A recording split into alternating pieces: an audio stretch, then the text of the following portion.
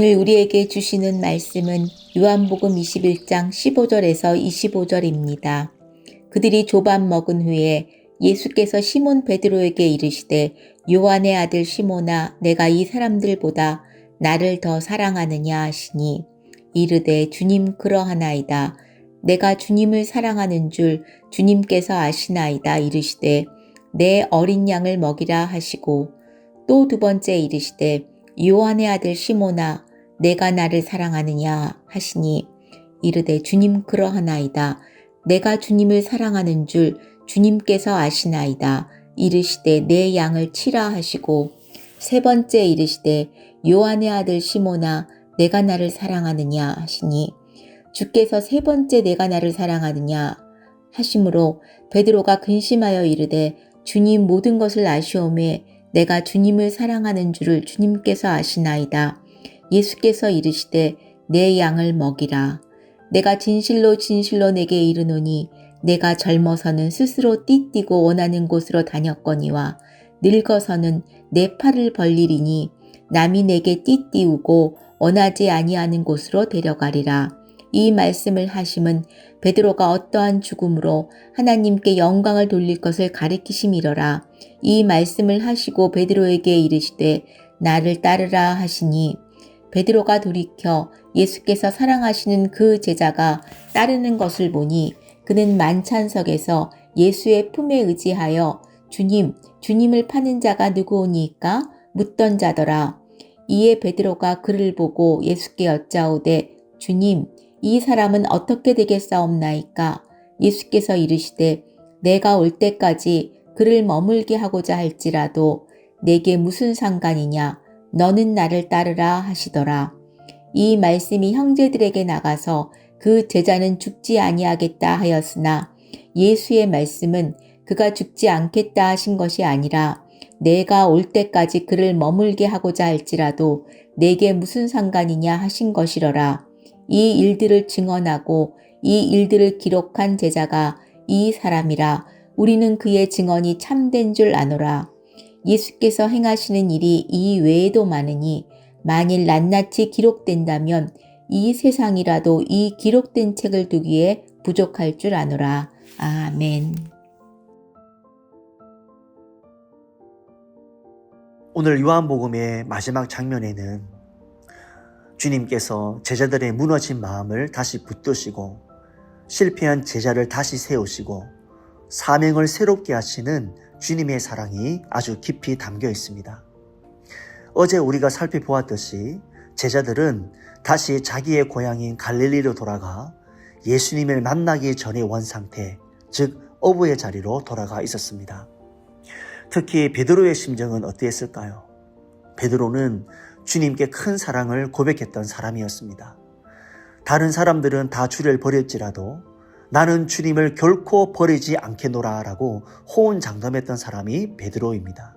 그런데 막상 위기의 순간이 찾아오자 그는 3번이나 예수님을 부인합니다. 결국 저주하며 맹세하기까지 했습니다. 그런 베드로의 마음속에 여러분 얼마나 큰 부끄러움과 수치심, 자책감, 온갖 감정들이 소용돌이치고 있었을 것입니다. 그래서 그는 다시 옛자리로 돌아갑니다. 나는 물고기 잡으러 가노라. 다른 제자들도 함께 따라갑니다. 사명을 잊어버린 것은 아니지만 사명을 감당할 용기를 잃어버린 것이죠. 부르심은 기억하지만 자신이 없었던 것입니다. 그런데 바로 그때 부활하신 주님께서 그들을 찾아오십니다. 밤이 새도록 수고했지만 아무것도 잡지 못한 제자들에게 주님은 처음 그들을 부르실 때처럼 다시 만선의 은혜를 경험하게 하십니다. 그리고 밤새 추위에 떨고 지친 그들을 위해서 숯불을 피우시고 친히 따뜻한 떡과 생선을 먹여주시며 그 얼어붙은 그 마음을 녹여주셨습니다. 그리고 식사 후에 주님께서 베드로를 향해 아주 중요한 질문을 하십니다. 15절입니다. 요한의 아들 시몬아, 내가 이 사람들보다 나를 더 사랑하느냐? 그런데 주님은 여기서 그를 베드로야 라고 부르지 않으십니다. 베드로는 반석이라는 뜻으로 주님께서 직접 붙여주신 이름이죠. 그 이름 안에는 사명이 담겨 있었고 부르심이 담겨 있었고 주님의 기대가 담겨 있었습니다. 그런데 지금 주님은 그 이름을 부르지 않으십니다. 대신 이렇게 부르시죠. 요한의 아들 시몬아. 이것은 그의 옛 이름입니다. 주님을 만나기 전 어부였던 시절의 이름입니다. 아직 부르심을 받지 못했던, 아직 변화되지 않았던 그 시절의 이름입니다. 왜 주님은 이 이름으로 그를 부르셨을까요? 이것은 단순한 호칭이 아닙니다. 주님은 지금 베드로의 현재 상태를 그대로 보고 계신 것입니다. 지금 베드로는 반석처럼 굳건한 자리에 서 있지 못합니다. 그는 흔들렸고 무너졌고 자신의 실패 앞에 무기력하게 주저앉아 있습니다. 그런데 그런 그에게 주님은 다른 것을 먼저 묻지 않으십니다. 어떻게 다른 사람도 아니고 네가 나에게 그럴 수 있느냐? 왜 나를 부인했느냐? 왜 다시 고기 잡으러 갔느냐? 묻지 않으십니다. 오직 이걸 하나를 물으시죠. 내가 이 사람들보다 나를 더 사랑하느냐? 이 질문을 듣는 순간 베드로의 마음은 얼마나 찔렸을까요? 네가 다른 것들보다 나를 더 사랑하느냐? 네가 애쓰고 노력하는 이 생업보다, 너와 함께하는 동지들보다, 내가 소중하게 여겨왔던 그 어떤 것보다 나를 더 사랑하느냐? 베드로가 얼마나 찔렸을까요? 17절에 이르기까지 주님은 3번이나 똑같은 질문을 하십니다. 왜 한두 번도 아니고 3번씩이나 물으셨을까요? 과거의 잘못을 따져먹기 위함이었을까요? 과거 때문에 믿을 수 없어서 다짐받고 싶었던 것일까요? 아닙니다. 3번 물으신 것은 베드로의 그 상처난 마음, 3번이나 주님을 부인하며 받았던 그 깊은 상처, 낙심하고 절망해서 다시는 주님을 위해서 살 수 없어라고 생각했던 그 망가진 그 마음을 치유해 주시기 위함이었습니다. 예수님께서 십자가의 죽음을 앞두고 제자들과 유월절 만찬을 마치신 후에 주님께서 새 계명에 대해서 말씀하신 적이 있습니다. 요한복음 13장 36절 새 계명을 너희에게 주노니 너희는 서로 사랑하라. 내가 너희를 사랑한 것 같이 너희도 서로 사랑하라. 너희가 서로 사랑하면 이로써 모든 사람이 너희가 내 제자인 줄 알리라. 그때 베드로가 얼마나 자신만만했는지 우리는 잘 알고 있습니다. 그는 너무나 자신감에 넘쳐 있었습니다. 나는 형제도 사랑하고 이웃도 사랑한다. 그리고 다른 누구보다 예수님을 더 사랑한다라고 생각하며 그는 이렇게 대답하죠. 주를 위하여 내 목숨을 버리겠나이다. 다시 말해 주님, 나는 내 목숨보다 주님을 더 사랑합니다 라고 하는 말과 같습니다. 그러나 막상 주님을 위해서 목숨을 던져야 할 위기가 찾아오자 그는 그의 모든 자신감은 모래성처럼 무너지고 말았습니다. 그는 3번이나 예수님을 모른다고 부인했고 심지어 저주까지 했습니다. 자기 혼자 살아남기 위해서 얼굴을 감싸고 줄행랑을 쳤습니다. 여러분, 그 후에 베드로가 어떤 삶을 살았을까요? 아마도 여러 날을 통곡하며 뜬 눈으로 밤을 지새웠을 것입니다. 그는 철저한 배신자였습니다. 실패자였습니다. 여러분, 베드로의 마음이 얼마나 무거웠을지를 한번 생각해 보십시오.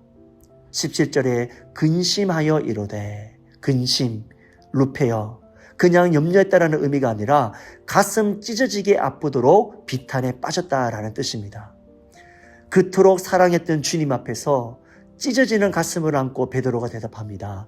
근심하여 이르되, 주님, 모든 것을 아시오매 내가 주님을 사랑하는 줄을 주님께서 아시나이다. 이 고백에는요, 주님께서 다 아시잖아요. 내가 부인했던 그 비참한 모습, 그 현장을 다 알고 계시잖아요. 베드로는 도저히 자신을 용납할 수 없었습니다. 마음의 깊은 상처와 죄책감 때문에 도저히 주님 앞에 자신 있게 고백할 수 없었습니다. 주님이 가장 필요로 할 때 등을 돌린 사람이 베드로입니다.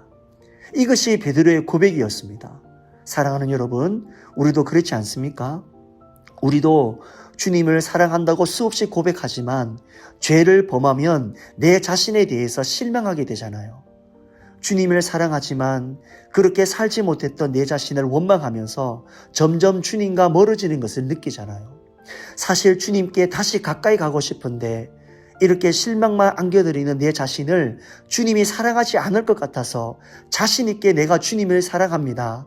결코 주님을 버리지 않겠습니다. 라고 대답할 수 없잖아요. 그래서 베드로도 그렇게 대답할 수 없어서 바닷가로 다시 돌아간 것이었습니다. 주님을 사랑하지만 행동이 따라주지 않는 자신의 모습을 실망하며 의미 없는 바닷가에서 그냥 그렇게 그럭저럭 살고 있는 것이었습니다. 그런데 주님은 그 실망의 자리, 그 상처난 자리까지 주님께서 찾아오셨습니다. 여러분, 예수님께서 오늘 3번이나 같은 질문을 반복하신 것은 베드로의 과거를 추궁하기 위함이 아닙니다. 오히려 주님이 베드로를 얼마나 사랑하고 계신가를 보여주시기 위함이었습니다. 실패로 인해 깊이 패인 그 상처를 치유하시기 위해서 주님과 베드로 사이의 그 사랑을 다시 온전히 회복시키기 위함이었습니다. 그런데 오늘 본문을 보시면요, 예수님께서 3번 물으실 때마다 베드로의 대답을 듣고는 반드시 하신 말씀이 있습니다. 그게 무엇입니까? 내 양을 먹이라 입니다. 바로 여기에 우리를 향한 주님의 깊은 뜻이 담겨 있는 것이죠. 네가 나를 사랑하느냐? 그렇다면 내 양을 먹이라. 네가 나를 사랑하느냐? 그렇다면 여기서 다시 시작하자. 상처받는 자리에 더 이상 주저앉아 있지 말고 일어나 핏값으로 산 내 양을 내가 먹이라. 여러분, 정말 놀랍지 않습니까? 정말 가슴 벅찬 은혜가 아닐 수 없습니다. 베드로가 실패한 그 자리에 오히려 그 사명을 더 분명하게 확인시켜 주십니다. 성도 여러분, 오늘 주님은 동일하게 우리에게 찾아오십니다. 그리고 우리의 실패를 꾸짖지 않으시고 부드러운 음성으로 다시 물으십니다. 네가 나를 사랑하느냐? 우리의 연약함과 과거의 실수보다 우리를 향한 주님의 사랑과 계획이 훨씬 더 크고 깊습니다. 그러니 이제 자책과 실망의 자리, 그 실패의 자리에서 훌훌 털고 일어나시기를 바랍니다. 우리가 완벽해서가 아니라 부족한 모습 그대로를 품어주시는 그 십자가 사랑에 기대어 다시 시작하시기를 바랍니다. 하나님은 하나님을 가장 사랑하는 자에게 자신의 사명을 맡기십니다. 우리를 다시 사명의 자리로 부르시고 세워주시는 주님의 그 크신 은혜가 오늘 여러분의 삶에 충만하시기를 주님의 이름으로 축원드립니다.